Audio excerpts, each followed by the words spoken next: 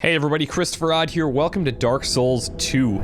I'm really looking forward to playing Dark Souls 2, as I'm sure that you guys are as well. I'm not going to spend too much time on an intro here. I just want to say, if you are new to my channel, that I try to be pretty thorough. I'm really focused on the story elements as much as possible, and I'm going to take my time with this game, so I'm not looking to rush through it or anything like that. One question I do want to ask you guys, because I haven't asked in a long time on my channel actually, is how did you guys find my channel in the first place? Is it this video? Was it a previous series? I would love to hear a little bit about your experience with that, but let's end the waiting. Let's get started with Dark Souls 2. Perhaps you've seen it. Maybe in a dream. A murky, forgotten land.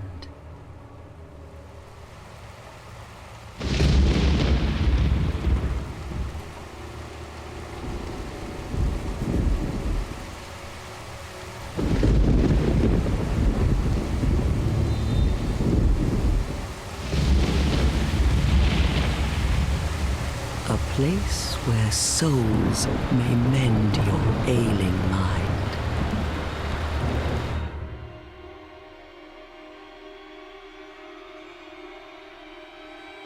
You will lose everything once branded. The symbol of the curse. An augur of darkness. Your past, your future, your very light.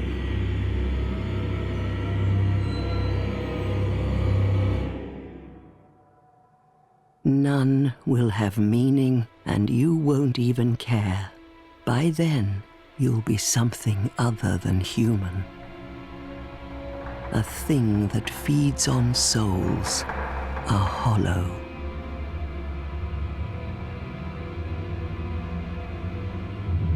Long ago, in a walled-off land far to the north, a great king built a great kingdom. I believe they called it Drang Lake. Perhaps you're familiar. No, how could you be? But one day, you will stand before its decrepit gate without really knowing why.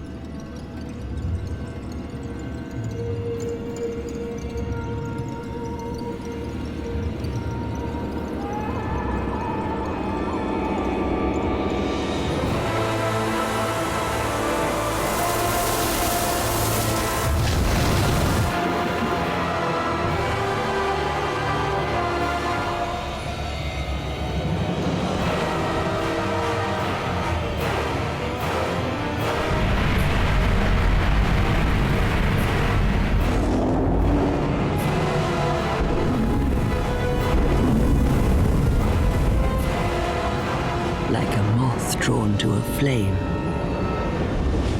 your wings will burn in anguish, time after time.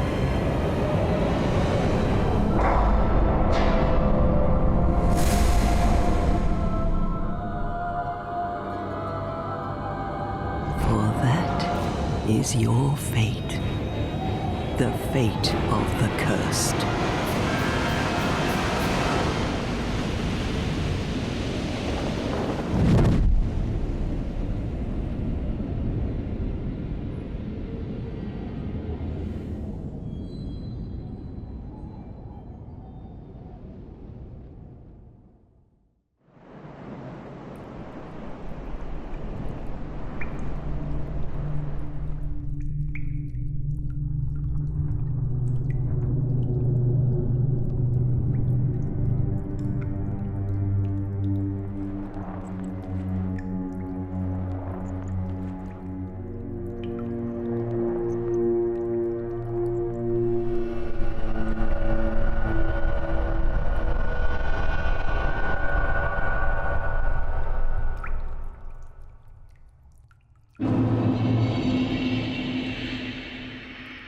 here we are in a far-off land known as Things Betwixt. It's a very interesting name for a place like this, but I think it's also very appropriate. Now, I've done this intro area a couple of times. It's basically like a little training area. There's nothing around here. I've went and I've scoured, so I'm making sure that I'm not gonna miss anything. There are these little animals around here that kind of do their thing, but they don't seem to bother us too much. The only thing that I want to pick up before I progress out of here is this guy right here. We got a rusted coin. And what this rusted coin does is it gives us a little bit of extra luck if we use it. So temporarily boost the luck. I don't know how long for, but crushing the coin temporarily boosts your luck. This rusted coin gives you that little extra bit of luck, making items and the like easier to find. The coin is engraved with the image of a god that was worshipped in ancient times, but no one knows its true origins.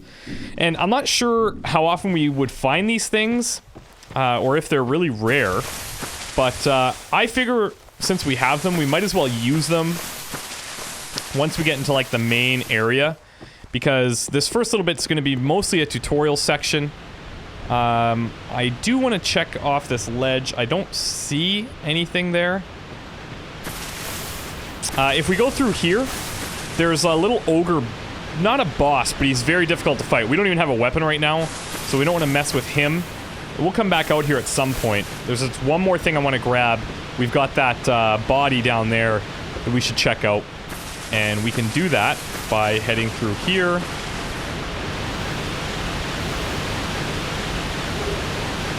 A small, smooth, and silky stone. So let's check that out.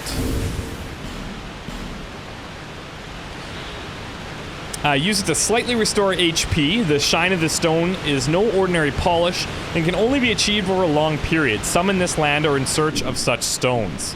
We'll hold on to that in case we can maybe give that to somebody or something.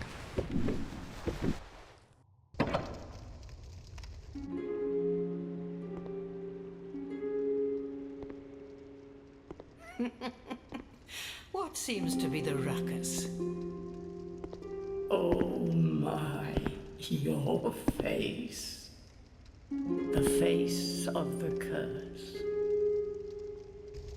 It's an undead. An undead has come to play. They all end up here. All the ones like you.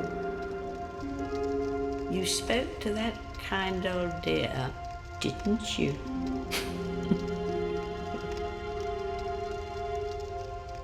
You're finished. You'll go hollow. Yes, you'll become one of them. Hollows prey upon men, feast upon their souls. This is the fate of the cursed.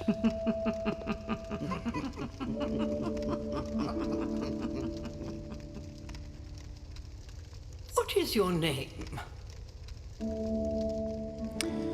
So we've got these three older women in red here. The girl beside them will tell us a little bit about them, but they are kind of mysterious at the end of the day. Let's go, and I'm just gonna go by Odd. I am very sure. At least you know your own name. Here's your reward for sharing. It's a human effigy. Take a closer look. Who do you think it's supposed to be? Think back, deep into your past. Yes, it's an effigy of you.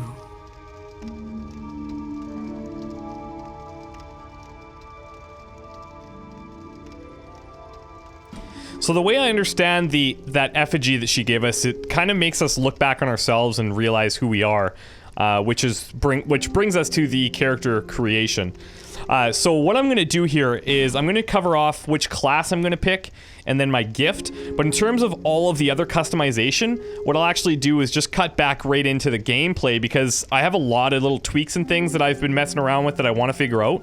But I will save that footage and I'll make it into a separate video so that you guys can click the annotation on the screen that's here right now and go to see that if you want, if you so desire. But for the people that aren't interested in watching me customize a character for 20 minutes, you won't have to do that. So there she is. Pretty cool. Odd. And it's a knight with petrified something.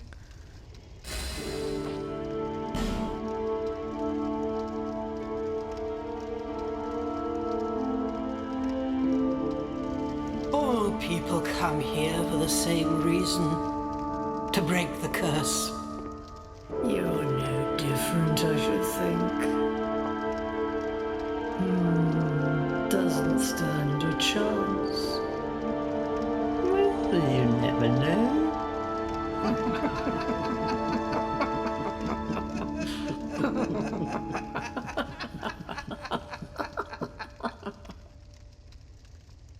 Go through the door and trot along to the kingdom. But remember, hold on to your souls. They're all that keep you from going hollow. Oh, I'll fool you no longer. You lose your souls. All of them. Over and over again.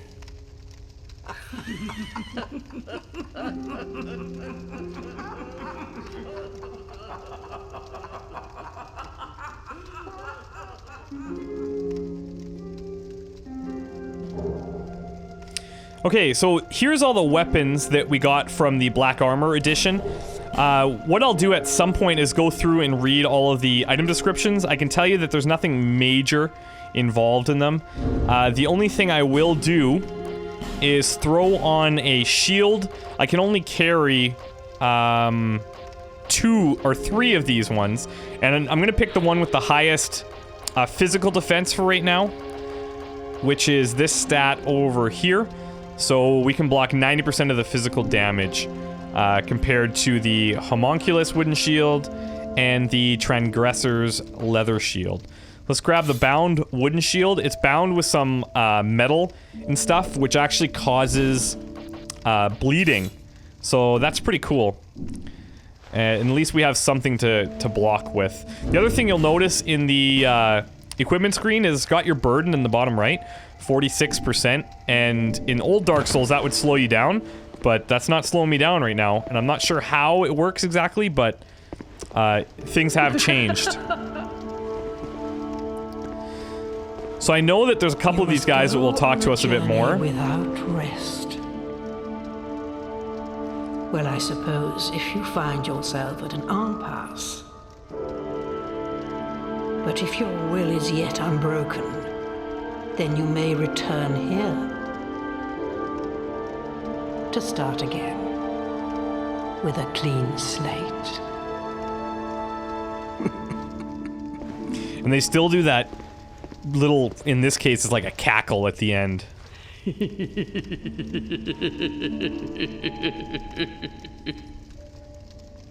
Yeah, okay. Let's talk to this lady over here. This is a limbo. A link between Drangleic and the outer world. Fair traveller, I know that you must have a story. Why else would you visit such a place? This lost, decayed kingdom. So, she mentions that we're in like a limbo area. So, I'm not clear on what that entails just yet, but I'm hoping that as we progress, there's things that kind of uncover what exactly is going on here and give us some directions on where we need to be going. My name is Millibeth. The old women were once fire keepers. I am here to look after them. It is what my mother did, and her mother before her, and so on. So, she's like from a long lineage of Firekeeper watchers then. But that goes to say that Firekeepers haven't been around for quite a while then, or maybe just this group. The old women were keepers of the fire. But now, the fire shows signs of fading. And the kingdom is beset by hollows. The old women are sisters. I am told there was a fourth. Long ago, firekeepers were commonplace. But now they are lost, scattered to the winds. The old women, long ago, but now... Okay. So, I think, and this is just off the top of my head now, these, don't take this for fact, but I'm thinking that the old lady from the very beginning, who these guys called, or she said something about you talk to that kind old dear, must be that first older woman. I think that's the fourth sister. How that comes into play, I have no idea. Maybe I'm completely wrong. I originally thought maybe it was one of them, but then all of these guys have their teeth. And the older woman that we saw at the beginning only had like her 3 top teeth. But I think these guys are all blind as well, and so was she, so I'm kind of just... I don't know, I'm just extrapolating a bit to see if that's possible. But I'm gonna take you guys through this little training area fairly quickly, but we will stop and talk about any of the items that we find. And then I'll get to the point where everything will be completely brand new for me, and I'm looking forward to it. So this is the human effigy. Use this item to reverse hollowing. It also weakens the links to other world, preventing invasions and most cooperation. Peer closely at an effigy, and one begins to perceive a human form, but whose form it takes depends on the person looking. Which just kind of describes what we went through a little bit, kind of rediscovering ourselves as, the character customization, because she did give us one of those things.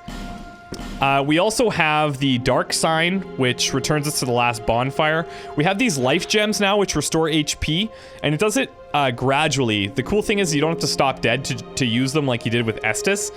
But we have these life gems now. I think they're still Estus, but it works a bit differently. We'll find out. We have this rusted coin we already looked at. Banish phantoms return to your world. You've got a Bone of Order. It restores a link to other worlds. This is something to do with... like abusing disconnects when you're online. And I'm not sure how this works exactly, but it lets you like relink your online play. And I think if you get into a position where you've disconnected a bunch, they might not ban you, but I think you're impacted a little bit by that. The other thing we have is this smooth and silky stone. The shine of the stone is no ordinary polish and can only be achieved over a long period. Some in this land are in search of such stones, so I think I should probably hold on to it. And then our petrified something, a rare and peculiar thing to be certain, but one without a known purpose. So that's that. And we could head back out and kill those little animals that were running around, or try to fight that giant. But for now, we're going to continue going forward. Bonfires are places of respite. You may also light torches on them. Now, torches are kind of a weird departure from Dark Souls. I had, like, at the end of Dark Souls, you had this, like, lantern that you could use.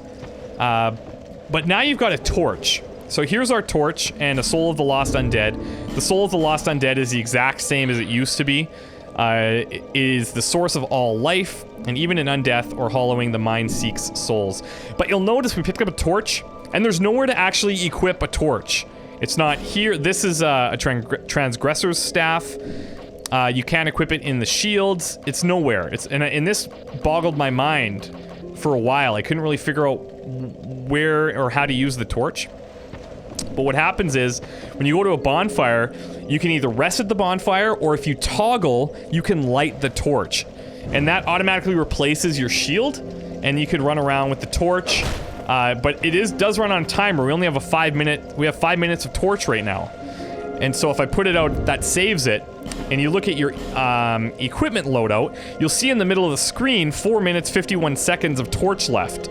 Now, if I go to sit at a bonfire, that doesn't just replenish.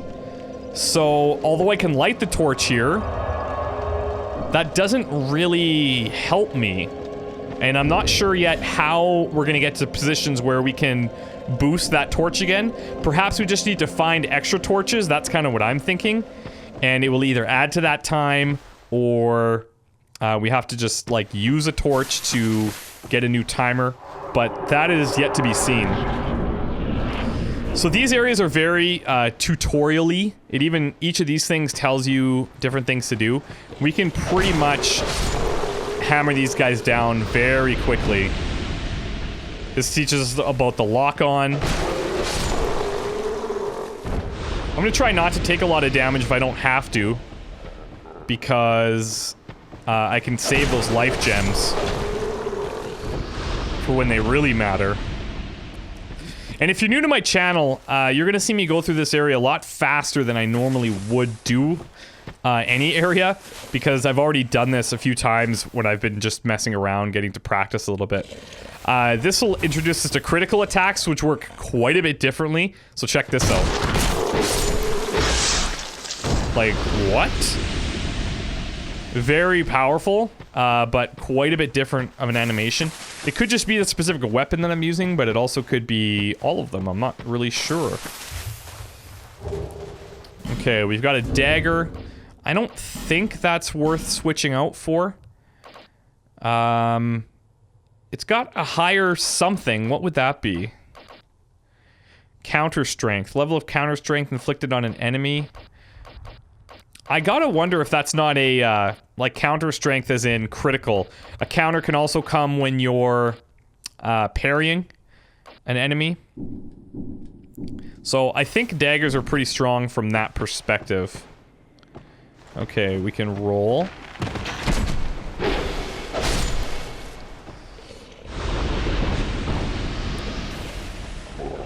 Come on.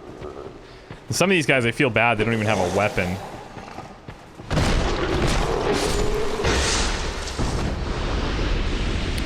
When you do the critical hits, it doesn't feel the same way that it does in Dark Souls.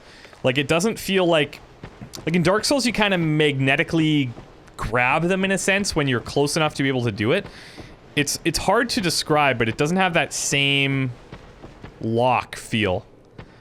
Okay, we can backstep.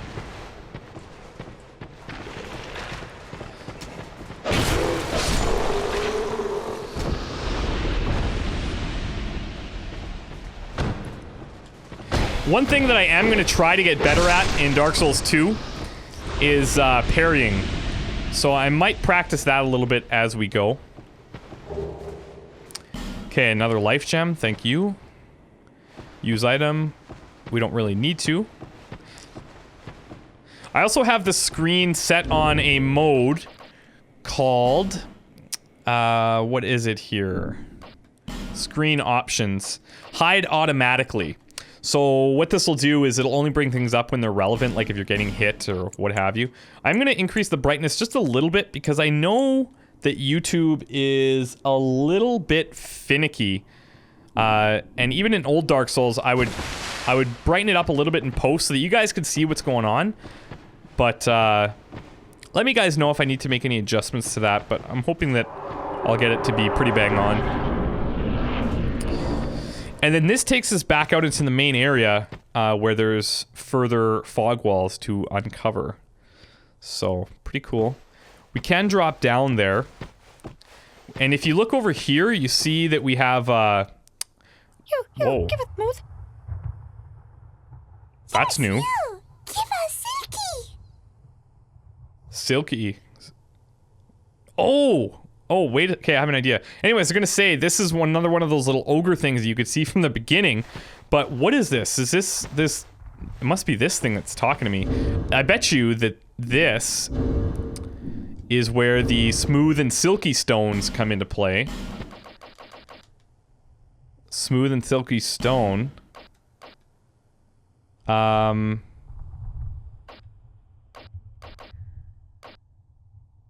Leave? If we Give us smooth. if we use it, we'll just consume it for the HP. Yes, you. Give us silky. Let's say leave it. Does that do it? I think that actually did something. Or not. I have no clue what's happening there. Oh. Yeah, so nice, so smooth. Silky smooth. So what does that do? Oh, Yes, you. Give us silky. I did. It said I could pick it up now, though. Old mundane stone. Okay, so this is crazy because this is something I didn't stumble upon before. What is an old mundane stone?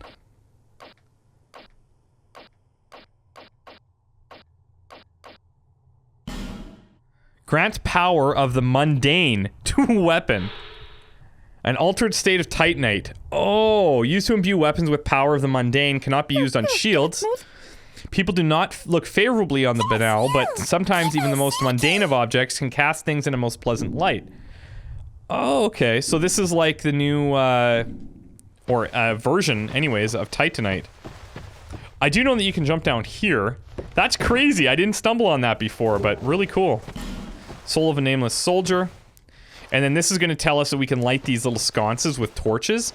Once we do that, it obviously provides light, but then a little subset of that is that it can be lit. It can light your torches, so it's pretty cool. Let's head into this one.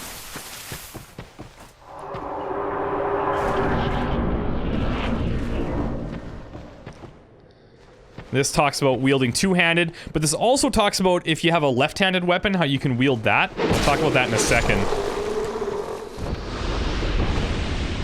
So I can two-hand my shield, and then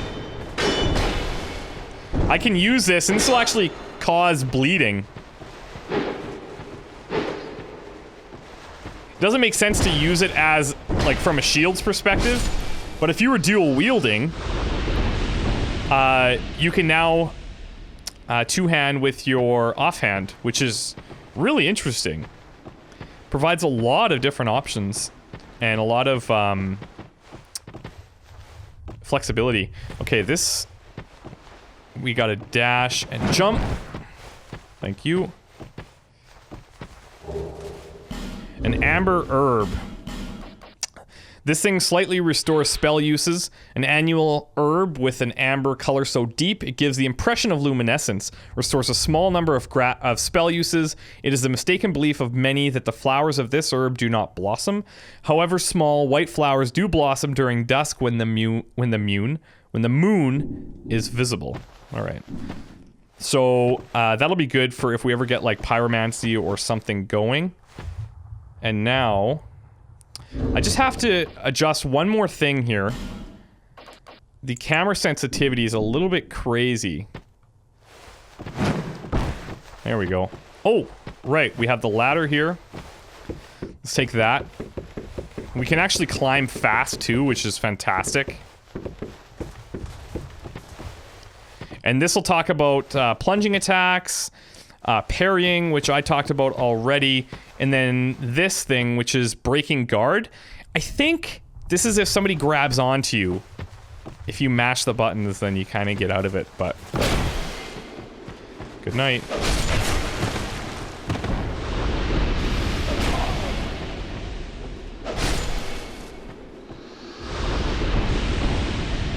Okay, they're down. And jumping attack, I'm not sure how that works yet, but I don't know, because if we move in... Oh, there we go. It's just you have to do it at the same time. So if you push forward and R2 at the same time, it does that. That's actually pretty cool.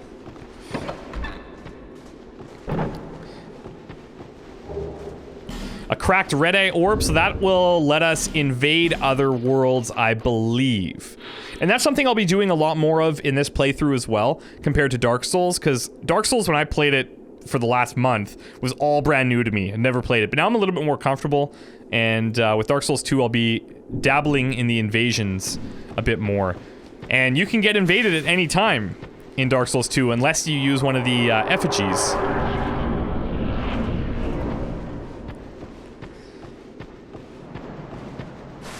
Okay, so that is done. That area. We have another thing we could light here, but as far as I can tell, there's nowhere to actually go from here, so I'm gonna have to jump down.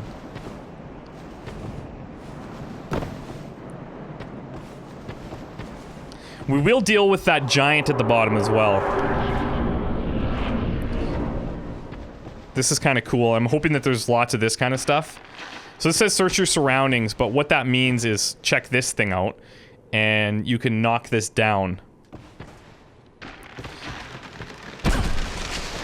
That was unfortunate. Ouch.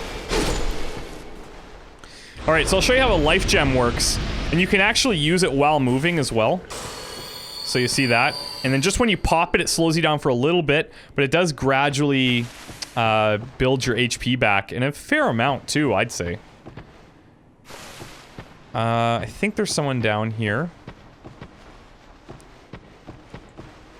Let's see if I can't get the drop on him. Here we go.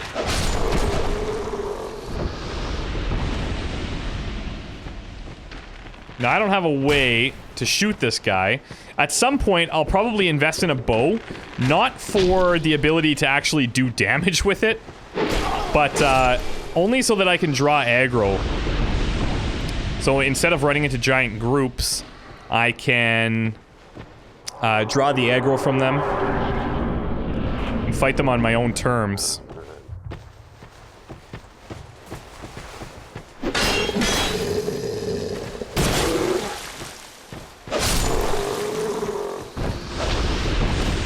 Okay, and here is one of these golems. I don't know what he's called, but there's another one over here. So I'm gonna actually get them both. They're gonna both come after me. And then there's something weird that happens. So I'm able to draw this guy out and cause him to... Well, I'll just show you. I should get this thing going before I get into too much trouble. There's another tree to knock down.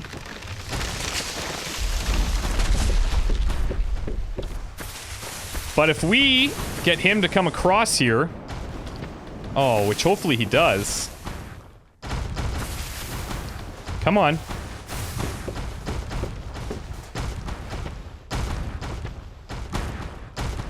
I guess they're just going to retreat now. Oh, oh! Oh, they hit hard! There we go. Come on now.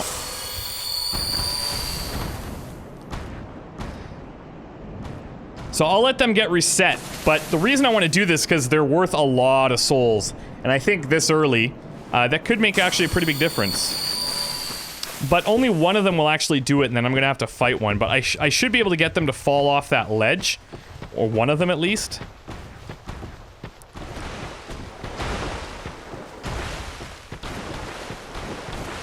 Come over here. Oh, don't tell me you're, like, stuck or something.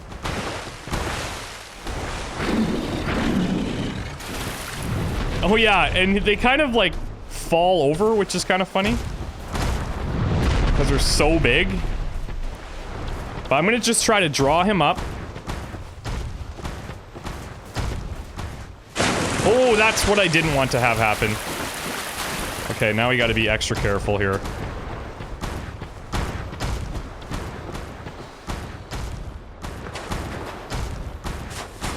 Oh my god. We're still pretty fragile.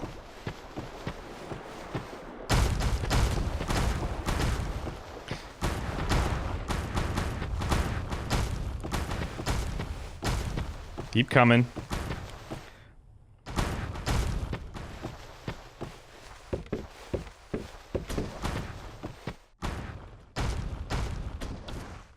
Well, for whatever reason, they don't want to do it. I can't fight two of them at once right now, but I was able to get that guy to come and fall off the ledge there at one point. But for now, he will live.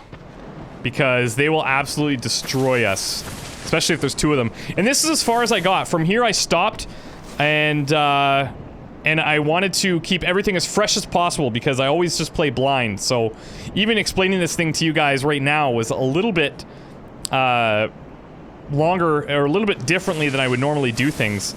But since we're gonna stop here, let me see if I can't get these guys to come out one more time. Let's just see if I can make it happen. I can fight one-on-one, but I cannot fight two of them right now. That's for sure. Okay, come here, pal.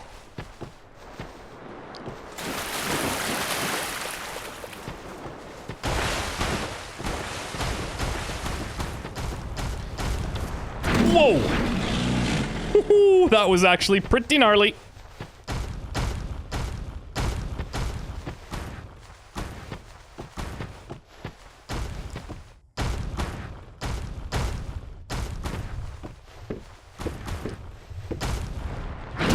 Whoa! Now, come over here. Come over here. There we go. Oh, man down. Okay, we got him. It took a little bit of work, but I think it was worth it. For 1,300 souls. Plus, we're gonna take this guy, and then there's this weird thing with that little thing that he's protecting, and I want to show you guys this because I'm not sure what it does. We gotta be really careful not to get hit.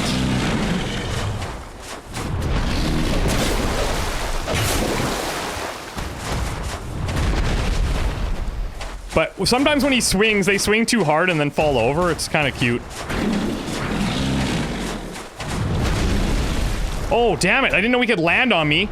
That changes things.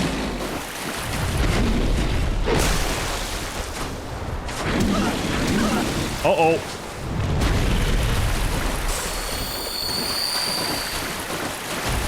I can block it a little bit, but not all of it.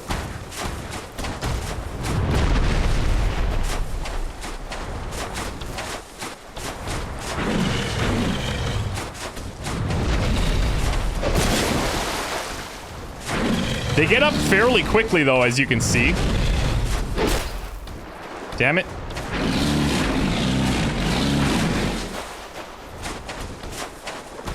Come on, pal.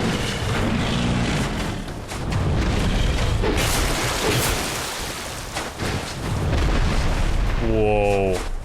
It's a little too risky for my blood.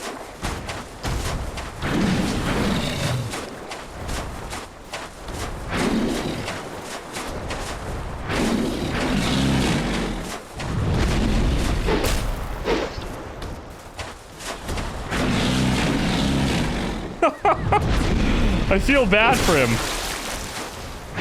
But man, if he hits me, he could absolutely crush me. Whoa. We're close. Actually, I have an idea.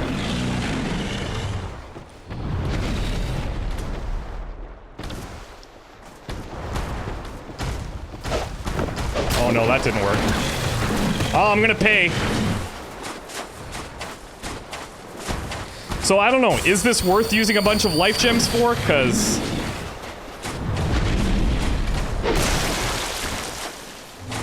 I can't tell.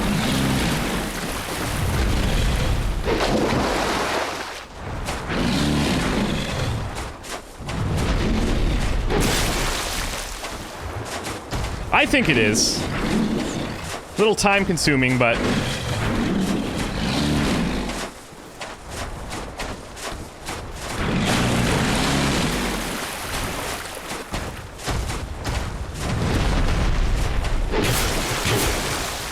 okay, that actually works pretty good, too.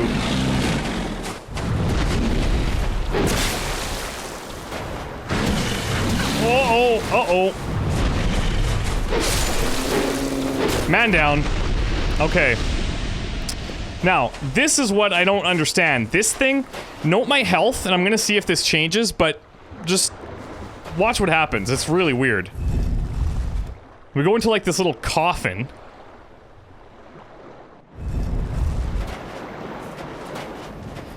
And we're back with still half health, so we didn't gain any health.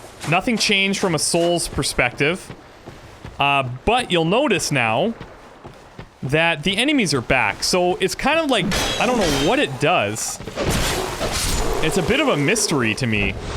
I may have to take a closer look at my stats before and after if I really want to evaluate it. But there's something going on there. I'm not sure if it has to be activated or what it is, but at some point we are going to find out. So this is where we're going to take a break. Longer episode, guys. I hope you don't mind. But this is all tutorial stuff, and I was trying to explain as much as I could to you from my very limited knowledge of playing this area a few times. But I want to say thank you very much for checking this out. And if you guys are new to the channel, I hope you enjoy. I try to be as thorough as I can and just have some fun, get into the character, focus on the story, really. And that's what I'm looking for from you guys. Last Dark Souls that we played, I had a lot of advice from you guys because you had all played it before me. This time, we're all going in blind, and I'm really excited about that possibility. So maybe we'll see each other in some PvP action. Who knows? We'll see you guys next time. Bye.